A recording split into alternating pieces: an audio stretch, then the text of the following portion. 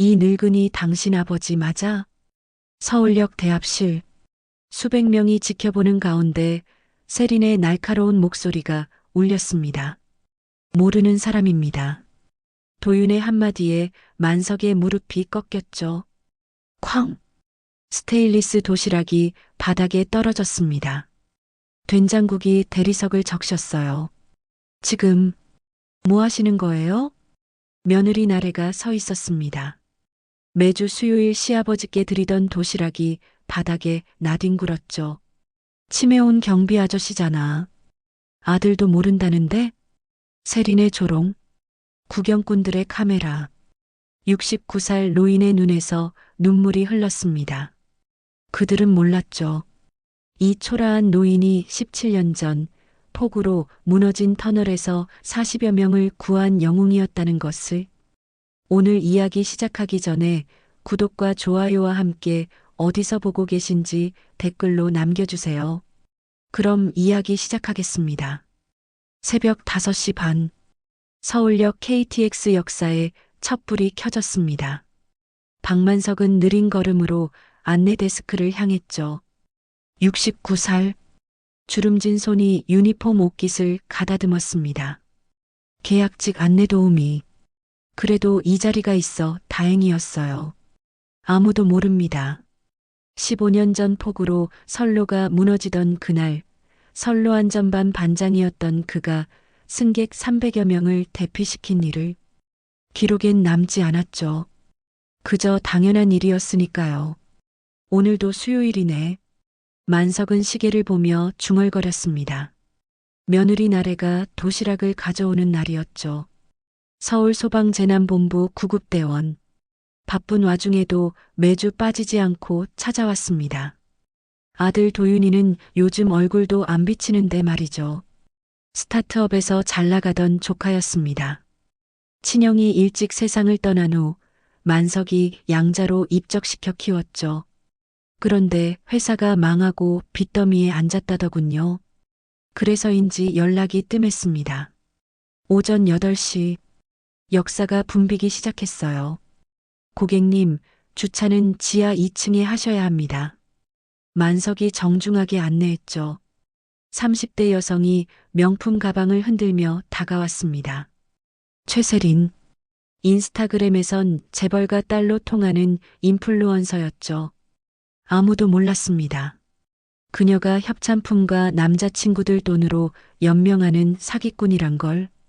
아저씨가 뭔데 나한테 짓이야? 세린의 목소리가 날카로웠습니다. 규정입니다, 고객님. 여기는 정차 구역이거든요. 내가 누군지 알아? 만석은 조용히 고개를 숙였죠. 그런데 세린의 손이 그의 멱살을 움켜쥐었습니다. 역사 한복판이었어요. 사람들이 스마트폰을 들었죠. 할아버지 주제에 감히. 짝! 세린의 손바닥이 만석의 뺨을 때렸습니다. 고요했던 역사가 술렁였죠. 만석은 비틀거렸어요. 무릎이 꺾이려는 순간 누군가 달려왔습니다. 쾅! 스테인리스 도시락이 바닥에 떨어졌죠. 뚜껑이 열리며 하얀 밥알이 흩어졌습니다.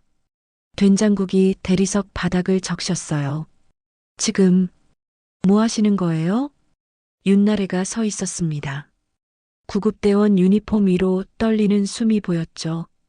도시락을 놓친 손이 허공에 멈춰 있었습니다. 시아버지의 붉어진 뺨을 보는 그녀의 눈동자가 흔들렸어요. 세린이 코웃음 쳤습니다. 뭐야, 가족이야? 그럼 되네. 할아버지 좀 교육시켜.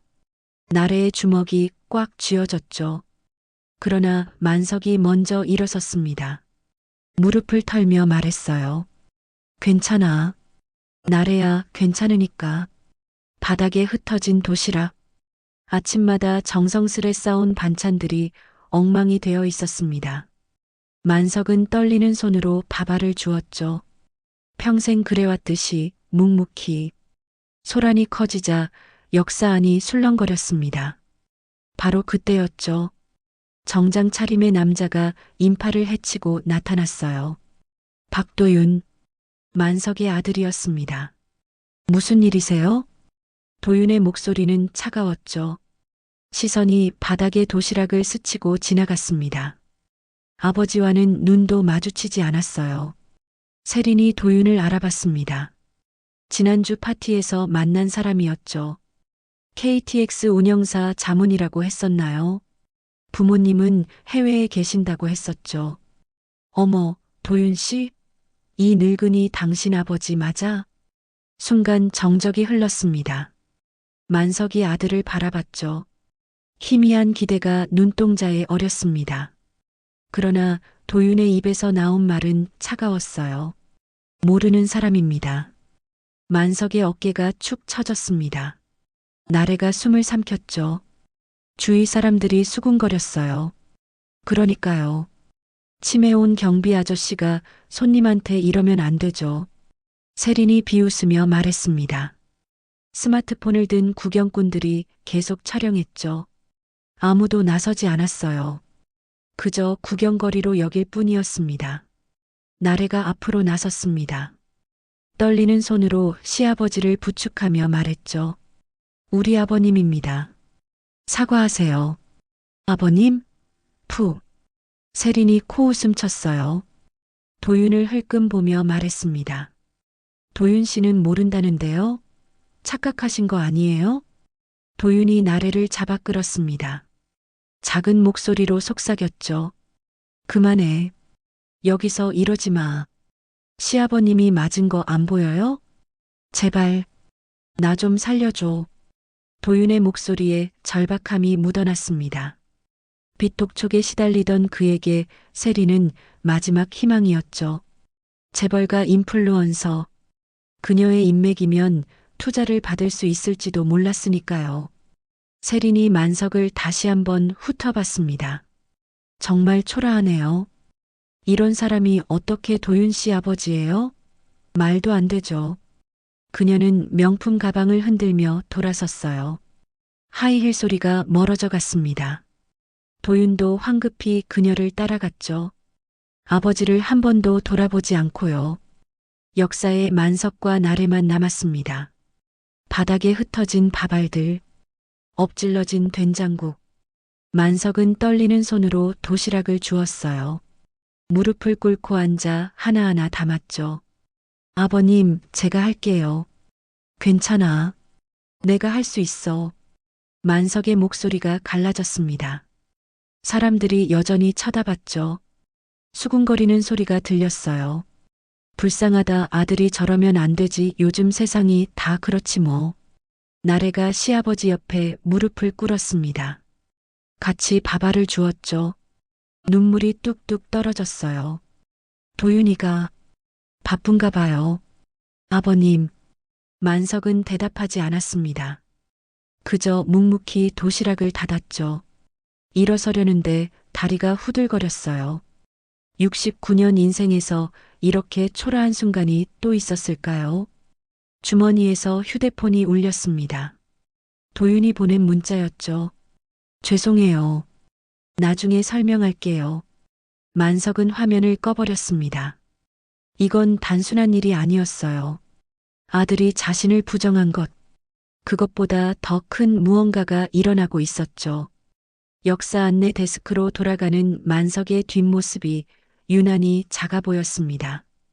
강남의 한 카페. 세린이 도윤 앞에 서류를 내밀었습니다. 성년 의견인 신청서예요. 작성만 하면 돼요. 도윤의 손이 멈칫했죠. 세린이 몸을 기울여 속삭였습니다.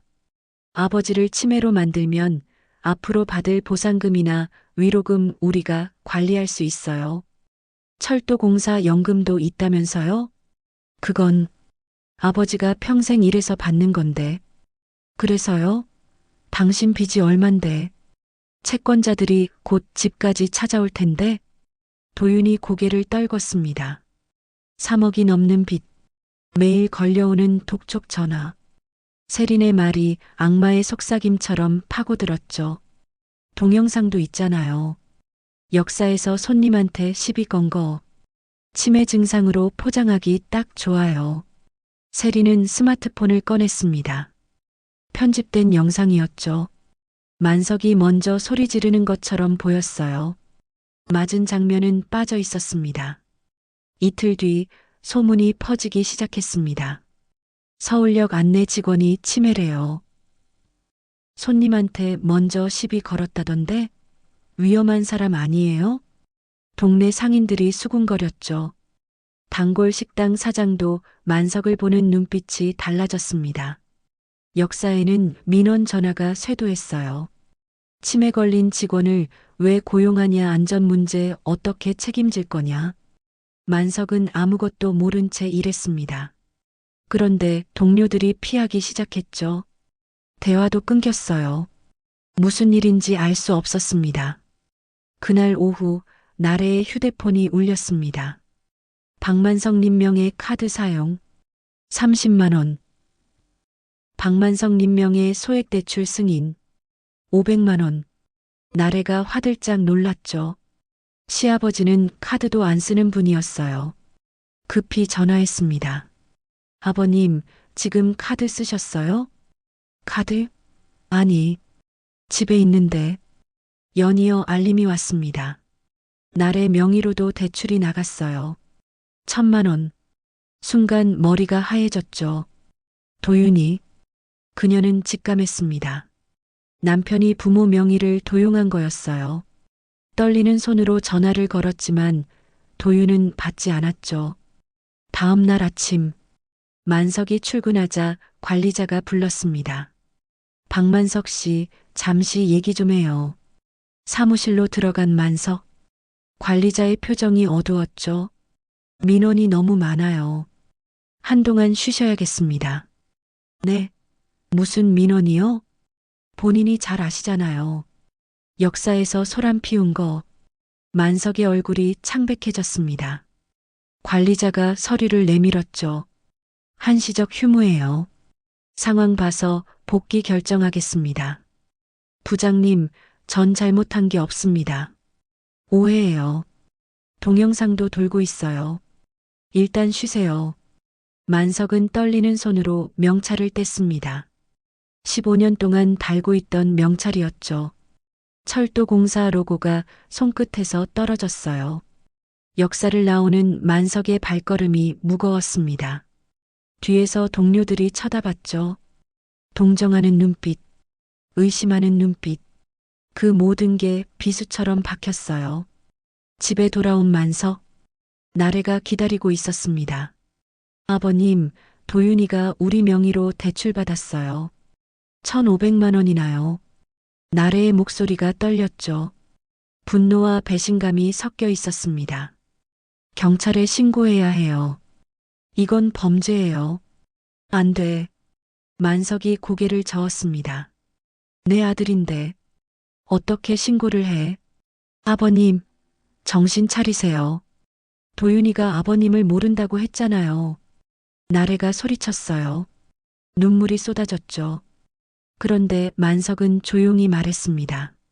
내가 잘못 키웠어. 형님 일찍 가시고 혼자 키운다고 키웠는데 아버님 잘못이 아니에요. 아니야. 내 탓이야. 돈만 벌면 된다고.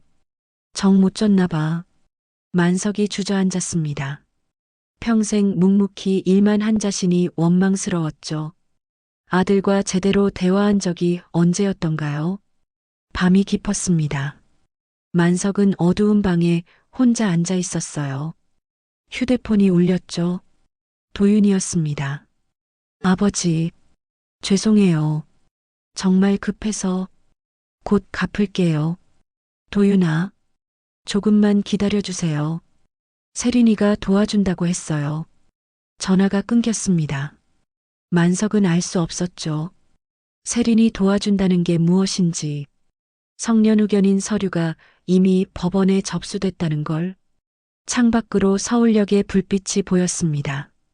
저곳에서 15년을 일했는데 이제는 돌아갈 수 없을지도 몰랐죠. 어둠 속에 홀로 앉은 만석. 그의 그림자가 벽에 길게 드리워졌습니다. 초인종이 울렸습니다. 만석이 문을 열자 도윤이 서 있었죠. 옆엔 정장 차림의 중년 남자가 있었습니다. 김영수 변호사입니다. 변호사가 명함을 건넸어요. 도윤은 아버지와 눈을 마주치지 않았죠. 서류 가방만 꼭 쥐고 있었습니다. 들어오게. 거실에 앉은 세 사람. 무거운 침묵이 흘렀어요. 변호사가 먼저 입을 열었습니다. 박만석 선생님의 미래 재산 관리에 대해 협의하러 왔습니다. 재산이라뇨? 난 가진 게 없는데요. 철도공사 연금, 향후 받을 위로금이나 보상금 말입니다. 변호사가 서류를 꺼냈죠. 성년후견인 신청서였습니다. 도윤이 작은 목소리로 말했어요. 아버지가 최근에 이상한 행동을 많이 하셨잖아요. 역사에서도 그렇고 이상한 행동? 만석의 목소리가 떨렸습니다. 치료받으시면서 제가 재산을 관리해 드릴게요. 아버지를 위한 거예요. 바로 그때 현관문이 벌컥 열렸습니다. 나래가 들어왔죠. 퇴근도 안 하고 달려온 모양이었어요. 무슨 일이에요? 나래의 눈이 서류를 훑었습니다. 성년후견인, 치매, 재산관리. 순간 얼굴이 붉어졌죠. 아버님 카드 도용하고 제 명의로 대출받고 이게 아들이 할 짓입니까? 나래가 도윤을 노려봤습니다. 지금 또 무슨 짓을 하려는 거예요? 당신은 상관없잖아. 상관없다고요? 전 며느리예요. 아버님이 우리 가족이에요. 변호사가 개입했습니다. 법적으로 며느리는 발언권이. 나가세요. 나래가 차갑게 말했죠. 지금 당장 나가세요. 아니면 경찰 부를 거예요. 카드 도용건으로요. 도윤의 얼굴이 창백해졌습니다. 변호사와 눈짓을 주고받더니 자리에서 일어났죠. 아버지, 다시 올게요. 생각해 보세요. 문이 닫혔습니다. 만석은 멍하니 앉아 있었어요. 아들이 자신을 치매 환자로 만들려 했다는 사실이 믿기지 않았죠. 새벽 3시, 만석은 집을 나왔습니다. 서울역으로 향했죠. 텅 빈 역사, 선상 통로에 올라 조명만 켜진 대합실을 내려다봤습니다. 15년을 일한 곳이었어요. 여기서 사람들 안내하고, 길 알려주고, 혼잣말이 흘러나왔죠. 눈물이 뺨을 타고 흘렀습니다. 내가 뭘 잘못했나? 열심히 살았는데 무릎이 꺾였어요. 난간을 붙잡고 겨우 서 있었죠. 69년 인생이 이렇게 초라할 수가 있을까요? 다음 날 만석은 묘소를 찾았습니다. 동생 부부가 잠든 곳이었죠. 도윤의 친부모였습니다. 비석 앞에 무릎을 꿇었어요. 형님, 형수님, 죄송합니다. 목소리가 갈라졌습니다. 도윤이를 내 아들처럼 키우겠다고, 삼촌이 아니라 아버지가 되겠다고 약속했는데, 흐느낌이 터져 나왔죠. 내가 망가뜨렸어요. 돈만 벌면 된다고 정을 못 줬나 봅니다. 바람이 불었습니다. 묘지 주변 억새가 흔들렸죠. 만석은 한참을 울었어요. 그런데 문득 떠오른 얼굴이 있었습니다. 나래였죠. 매주 수요일 아침 도시락을 들고 찾아오는 며느리. 피 한 방울 안 섞였지만 아버님이라 부르는 사람. 도윤이 등을 돌렸을 때도 곁을 지킨 사람이었어요. 그래도 나래가 있구나. 만석이 천천히 일어났습니다. 비석을 한 번 더 쓰다듬었죠. 형님, 제가 다시 일어설게요. 도윤이도 언젠간 돌아오겠죠. 묘소를 나서는 만석. 구부러진 등이 조금 펴졌습니다. 집으로 돌아오니 나래가 기다리고 있었어요. 따뜻한 된장국 냄새가 났죠. 아버님, 식사하세요. 나래야, 걱정 마세요. 제가 있잖아요. 나래가 미소 지었습니다. 만석의 눈가가 다시 젖었어요. 그래도 이번엔 다른 눈물이었죠. 식탁에 앉은 만석, 숟가락을 들었습니다. 된장국을 한 모금 마셨죠. 따뜻했어요. 마음까지 녹는 것 같았습니다. 내가 다시 일어설게. 꼭. 작은 다짐이었지만 단단했습니다. 나래가 고개를 끄덕였죠. 창밖으로 아침 해가 떠오르고 있었어요. 만석의 눈빛이 달라졌습니다. 무너진 사람의 눈이 아니었죠. 다시 일어서려는 사람의 눈이었습니다. 서울역 대합실에 검은 양복 차림의 중년 남자가 들어섰습니다. 장태주, 52살, KTX 운영사 대표였죠. 현장 점검차 들른 것이었습니다. 수행원들이 뒤따랐어요. 그의 시선이 안내 데스크 앞에 멈췄습니다. 청소를 하던 노인이 있었죠. 만석이었습니다. 복직은 못했지만 청소라도 하겠다고 나온 것이었어요. 장태주의 걸음이 멈췄습니다. 눈동자가 흔들렸죠.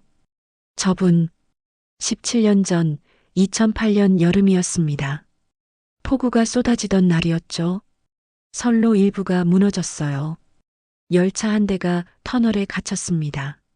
당시 선로 안전반 반장이었던 만석. 그는 환기 통로를 알고 있었죠. 좁고 어두운 길이었지만 유일한 탈출로였습니다. 40여 명을 이끌고 뛰었어요.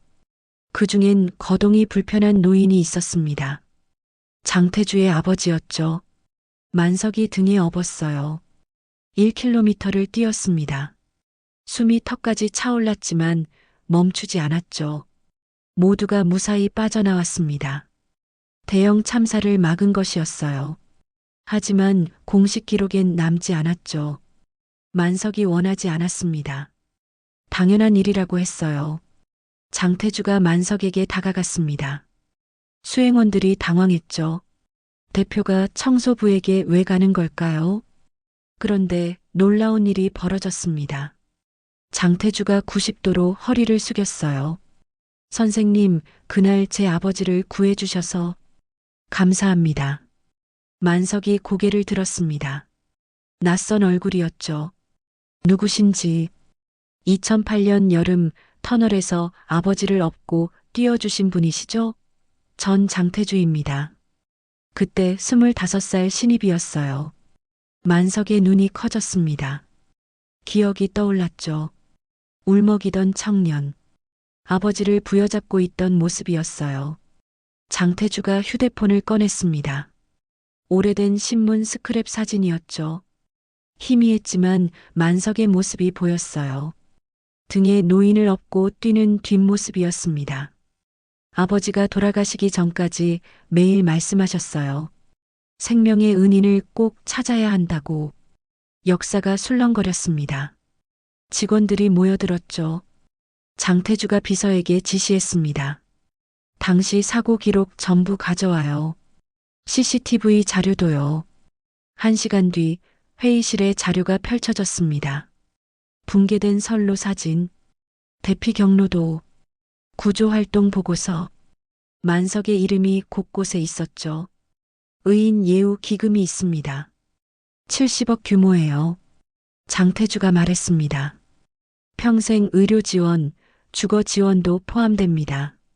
상속이나 양도는 안 되지만 선생님이 편히 사실 수 있게 해드리고 싶습니다. 만석은 고개를 저었어요.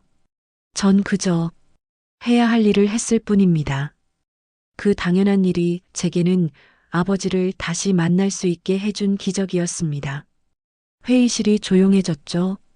만석의 눈가가 붉어졌습니다. 낡은 조끼 안주머니에서 손수건을 꺼냈어요. 그때 작은 종이가 떨어졌죠. 17년 전 구조된 사람들이 써준 감사 편지였습니다. 누렇게 변했지만 고이 간직하고 있었던 것이었어요. 장태주의 법무팀이 움직였습니다. 일주일 만에 파일 뭉치가 쌓였죠. 최세린의 진짜 이름은 김민정이었습니다. 사기 전과 3건. 가명을 바꿔가며 남자들을 속였어요. 통장엔 50여 명의 입금 내역이 있었죠. 대표님 박도윤 씨와의 통화 녹취도 확보했습니다. 법무팀장이 보고했어요. 음성 파일이 재생됐습니다. 치매 진단서만 받으면 돼. 아는 의사 있어. 70억이면 반반 나누자. 명백한 공모였죠. 허위 진단서를 만들려던 정황도 포착됐습니다. 가짜 정신과 의사까지 연결돼 있었어요. 만석은 회의실에서 자료를 봤습니다. 아들이 자신을 팔려 했다는 증거들. 손이 떨렸죠. 고발하시겠습니까? 법무팀장이 물었어요. 만석이 고개를 들었습니다. 네, 해주세요. 단호한 목소리였죠. 더 이상 물러설 곳이 없었습니다. 그날 저녁 만석은 나래를 불렀어요. 나래야, 얘기할 게 있어. 거실에 마주 앉은 두 사람. 만석이 서류를 꺼냈습니다. 윤나래를 양녀로 입양하고 싶어. 내가 동의한다면. 나래의 눈이 커졌어요. 입양 신청서였습니다. 아버님, 도윤이는 파양할 거야. 그리고 너를 진짜 딸로 맞고 싶어. 나래가 오열했습니다. 눈물이 쏟아졌죠. 이제야 진짜 가족이 생겼어요. 만석도 울었습니다. 서로를 꼭 안았죠. 피 한 방울 섞이지 않았지만 그 어떤 혈연보다 진한 정이었어요. 다음 날 아침 도윤이 찾아왔습니다. 소식을 들었던 모양이었죠. 얼굴이 창백했어요. 아버지, 그 돈 절반만이라도 나가. 만석의 목소리가 차가웠습니다. 진짜 가족이 뭔지 모르는 너한테 줄 건 없어. 전 아들이잖아요. 아니, 넌 이제 아들이 아니야. 도윤이 주저앉았어요. 그제야 깨달았죠. 욕심에 눈이 멀어 정작 소중한 걸 잃었다는 것을. 아버지, 한 번만.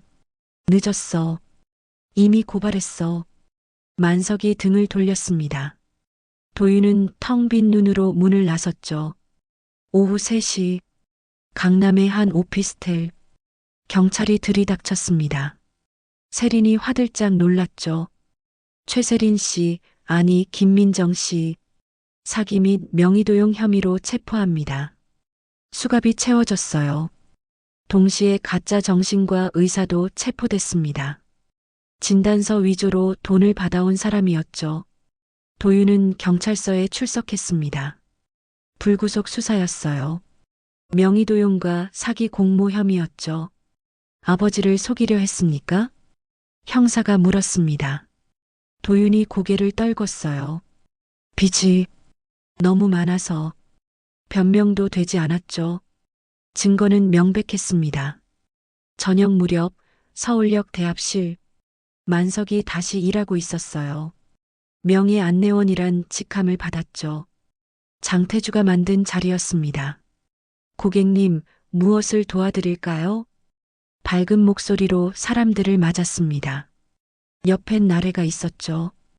퇴근 후 들른 것이었어요. 아버님, 오늘 저녁은 제가 살게요. 그래, 딸아. 딸이란 말에 나래가 미소 지었습니다. 역사를 나서는 두 사람. 석양이 그들을 비췄죠. 긴 그림자가 나란히 늘어졌습니다. 세린의 무너진 표정이 CCTV에 남았어요. 거짓이 드러난 자의 얼굴이었죠. 하지만 이게 끝은 아니었습니다. 또 다른 비밀이 있었으니까요. 서울역 대합실 전광판에 뉴스가 떴습니다. 17년 전 폭우 사고, 숨은 영웅 밝혀져. 승객 40여 명 구조한 박만석 씨. 화면이 바뀌었죠. 세린이 만석의 뺨을 때리는 CCTV 영상이었습니다. 선명했어요. 멱살을 잡고 손바닥이 날아가는 장면까지. 무고한 노인 폭행한 가짜 재벌 인플루언서 최세린, 사기 혐의로 구속. 역사가 술렁거렸습니다. 사람들이 스마트폰을 꺼냈죠. 실시간 검색어 1위. 서울역 영웅 박만석이었어요. 댓글이 쏟아졌습니다. 이런 분을 때리다니. 진짜 영웅은 따로 있었네요. 아들도 쓰레기, 완전 폐륜. 여론이 완전히 뒤집혔죠. 일주일 뒤 서울역 회의실. 희망선로 재단 출범식이 열렸습니다. 장태주와 만석이 나란히 섰어요. 공동이사였죠. 70억 기금으로 철도 안전장비를 개선하겠습니다. 장태주가 발표했어요. 역사 내 돌봄 쉼터도 만들 겁니다. 구조대원 자녀 장학금도요. 만석이 마이크를 잡았습니다. 떨리는 목소리였지만 단단했죠. 평생 철도에서 일했습니다. 이제 그 경험을 나누고 싶어요. 박수가 터졌습니다. 기자들이 사진을 찍었죠. 만석의 눈가가 붉어졌어요. 그 후 만석은 고문 영무원으로 복귀했습니다. 현장 안전교육을 담당했죠. 젊은 직원들에게 경험을 전수했어요. 환기 통로 위치, 비상시 대피 요령, 승객 구조법까지. 반장님, 그때 정말 무서우셨죠? 신입이 물었습니다. 만석이 미소 지었어요. 무서웠죠. 하지만 사람 살리는 게 먼저였어요. 날에도 변화가 있었습니다. 2교대 유연근무를 신청했죠. 남은 시간엔 재단 봉사를 했어요. 돌봄 쉼터에서 아이들을 돌봤습니다. 날에 선생님, 오늘도 오셨어요? 아이들이 달려왔죠. 나래가 웃으며 안아줬어요. 한 달 뒤 법원. 도윤의 선고가 있었습니다.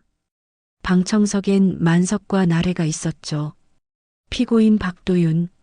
사기, 문서 위조, 명예훼손 유죄. 징역 1년에 집행유예 2년. 사회봉사 800시간. 판사가 선고했어요. 파양 신청 인용합니다. 피고는 더 이상 원고의 양자가 아닙니다. 도윤이 무너졌습니다. 눈물이 흘렀죠. 만석을 바라봤지만 아버지는 등을 돌렸어요. 성년 의견인 신청은 기각합니다. 원고에게 치매나 정신질환이 없음이 명백합니다. 법정을 나서는 만석과 나래. 도윤이 쫓아왔어요. 아버지, 아니 삼촌. 만석이 멈췄습니다. 돌아보지 않고 말했죠. 앞으로 잘 살아. 그게 형님께 하는 도리야. 도윤이 바닥에 주저앉았어요. 뒤늦은 후회가 밀려왔죠. 다음 날 아침 서울역. 나래가 도시락을 들고 왔습니다. 하지만 이번엔 달랐어요. 만석이 손을 들었죠. 오늘부턴 아버지가 도시락 살게. 네. 딸 고생시키면 안 되지. 두 사람은 역사 내 작은 구내식당으로 갔습니다. 따뜻한 아침 식사를 함께 했죠. 된장찌개가 맛있네요, 아버지. 그렇지? 여기가 맛집이야. 나래가 환하게 웃었습니다. 만석도 미소 지었죠. 진짜 가족의 모습이었어요. 창밖으로 KTX가 들어왔습니다. 승객들이 내렸죠. 만석이 일어섰어요. 일하러 가야지. 아버지, 오늘도 힘내세요. 나래가 손을 흔들었습니다. 만석이 안내 데스크로 향했죠. 당당한 걸음이었어요. 고객님, 무엇을 도와드릴까요? 밝은 목소리가 역사에 울렸습니다. 저녁 무렵 재단 사무실. 장태주가 찾아왔어요. 만석과 마주 앉았죠. 선생님, 오늘 기부금이 또 들어왔습니다. 시민들이 보낸 거예요. 정말요? 네. 영웅 할아버지께라고 적혀 있더군요. 만석의 눈시울이 뜨거워졌습니다. 평생 인정받지 못했던 일, 이제야 빛을 보게 된 것이었죠. 밤이 깊었습니다. 집으로 돌아온 만석과 나래. 거실에 앉아 차를 마셨어요. 아버지, 행복하세요? 나래가 물었습니다. 만석이 고개를 끄덕였죠. 응, 너 덕분이야. 저야말로요. 진짜 가족이 생겨서 행복해요. 창밖으로 서울의 야경이 보였습니다. 불빛들이 반짝였죠. 만석이 낡은 앨범을 꺼냈어요. 동생 부부 사진이 있었습니다. 형님, 형수님. 이제야 제대로 된 가족을 만들었어요. 사진 속 두 사람이 미소 짓는 것 같았죠. 전화가 울렸습니다. 재단 직원이었어요. 이사님, 내일 안전교육 일정 확인 부탁드립니다. 네, 알겠습니다. 만석이 수첩을 펼쳤죠. 빼곡한 일정이 적혀 있었어요. 바쁘지만 행복한 나날들이었습니다. 서울역 2층. 비어있던 공간에 불이 켜졌습니다. 설로빵집이란 간판이 달렸죠. 나래가 문을 열었어요. 새벽 4시. 첫 손님은 야간 근무를 마친 청소부들이었습니다. 따뜻한 빵이에요. 커피도 드세요. 고맙습니다, 사장님. 나래가 미소 지었죠. 원가로 판매했어요. 이익이 목적이 아니었습니다. 따뜻한 쉼터를 만들고 싶었던 거죠. 만석이 들어왔습니다. 딸의 첫 가게를 보러 온 것이었어요. 잘하고 있네, 우리 딸. 아버지 덕분이에요. 빵 굽는 냄새가 역사에 퍼졌습니다. 첫 열차를 기다리는 승객들이 모여들었죠. 한 달 뒤 희망선로 재단 강당. 트라우마 케어 프로그램이 시작됐습니다. 소방관, 구급대원, 철도 안전 요원들이 모였어요. 나래가 일기 멘토로 섰죠. 사고 현장의 기억이 괴로우시죠? 저도 그랬어요. 나래가 경험을 나눴습니다. 눈물 흘리는 참가자들이 있었죠. 서로의 상처를 보듬는 시간이었어요. 혼자가 아닙니다. 우리가 있어요. 박수가 터졌습니다. 만석이 뒤에서 지켜봤죠. 자랑스러운 눈빛이었어요. 어느 날 아침 만석의 사물함에 편지가 있었습니다. 익명이었죠. 떨리는 글씨로 적혀 있었어요. 죄송합니다. 다시 태어나겠습니다. 용서는 바라지 않습니다. 도윤이었습니다. 만석은 알 수 있었죠. 어릴 때부터 봐온 글씨체였으니까요. 답장은 하지 않았습니다. 하지만 편지를 찢지도 않았어요. 서랍에 넣었죠. 미움을 놓기로 했습니다. 언젠가 내가 진짜 사람이 되길 바란다. 혼잣말이 흘러나왔어요. 녹음실 안. 만석이 마이크 앞에 섰습니다. 역 안내방송을 직접 녹음하게 된 것이었죠. 장태주의 제안이었어요. 서울역을 이용해 주시는 고객 여러분. 차분한 목소리가 흘렀습니다. 오늘도 안전한 여행 되십시오. 늘 곁에서 응원하겠습니다. 녹음이 끝났어요. 다음 날부터 이 목소리가 역사에 울려 퍼질 예정이었죠. 새벽 5시 만석과 나래가 역사를 걸었습니다. 출근 인파가 몰려들기 전이었어요. 조용한 역사. 두 사람만의 시간이었죠. 아버지, 행복하세요? 응. 너는? 저도요. 매일이 감사해요. 7번 출구 계단을 올랐습니다. 나래가 만석의 팔을 살짝 꼈어요. 아버지와 딸. 새로운 가족이었죠. 밖으로 나오자 새벽 공기가 차가웠습니다. 하지만 상쾌했어요. 동이 트고 있었죠. 우리 커피 한잔 할까? 만석이 물었습니다. 좋아요, 아버지. 24시간 카페로 들어갔어요. 따뜻한 아메리카노를 주문했죠. 창가 자리에 앉았습니다. 나래야. 네. 고마워. 내가 있어서 다시 살 수 있었어. 나래의 눈가가 촉촉해졌습니다. 저야말로요. 진짜 아버지를 만나서 행복해요. 두 사람이 손을 맞잡았어요. 주름진 손과 젊은 손. 혈연은 아니지만 진한 정이 흐르는 손이었죠. 사람은 혼자가 아니야. 곁에 누군가 있으면 다시 일어설 수 있어. 만석의 말에 나래가 고개를 끄덕였습니다. 밖으로 첫 열차 소리가 들렸어요. 서울역이 깨어나고 있었죠. 새로운 하루의 시작이었습니다. 가자. 오늘도 열심히 살아보자. 두 사람이 일어섰어요. 역사로 돌아가는 길. 나란히 걸었죠. 만석의 방송이 역사에 울렸습니다. 서울역을 이용해 주시는 고객 여러분, 오늘도 안전한 여행 되십시오. 사람들이 귀를 기울였어요. 따뜻한 목소리였죠. 나래가 선로빵집 문을 열었습니다. 손님들이 기다리고 있었어요. 어서 오세요. 밝은 인사가 역사에 퍼졌죠. 서울역 7번 출구. 그곳은 끝이 아닌 시작이었습니다. 박만석과 윤나래. 새로운 가족의 1번 출발이었어요. 가족은 피로만 맺어지는 게 아니었습니다. 마음으로, 정으로, 서로를 아끼는 마음으로 맺어지는 거였죠. 오늘도 서울역엔 수많은 사람이 오갑니다. 그리고 그곳엔 따뜻한 가족이 있었어요. 가족은 피로만 이어지는 게 아닙니다. 진짜 가족은 어려울 때 곁을 지키고 아플 때 손을 내미는 사람입니다. 오늘도 당신 곁엔 피보다 진한 정을 가진 누군가가 있을 겁니다. 그 소중한 사람에게 오늘 한마디 건네보세요.